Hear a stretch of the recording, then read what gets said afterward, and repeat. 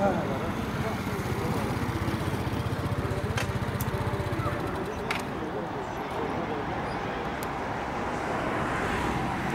vatandaş olarak sosyal medyada ve çeşitli TV kanallarında boy gösteren Ömer Tuğra adlı şeyi de göstereyim, tweetini.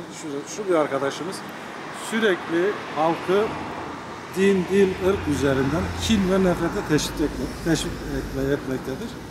Bu da bir duyarlı vatandaş olarak beni çok rahatsız etti. Benim gibi yüzlerce, binlerce kişinin bu rahatsızlığı duyduğunu biliyorum. Onların sesi olmak için ben de bugün savcılığa suç duyurusunda bulundum. Verdiğim dilekçeyi kısaca okuyayım size. Kendisini aydın, Müslüman, gazeteci ve mütercim olarak tanıtan, hatta bazı TV kanallarında boy gösteren bu şahıs sürekli olarak ülkenin ağır yarası olan ırkçılık üzerinden halkı kin ve nefrete teşvik suçu işlemektedir. Sosyal medyadaki yazılarıyla sürekli milliyetçilik kisvesi altında ülkemizin zenginliği olan farklı ırkları ötekileştirerek, hatta rencide ederek insanlar arasında fesat çıkarmaktadır. Attığı tweette de görüldüğü gibi vatandaşlık verilirken Türk kökeni, ırk ve kan faktörü göz önünde bulundurulmalı diyerek resmen halkı kin ve nefrete teşvik etmektedir.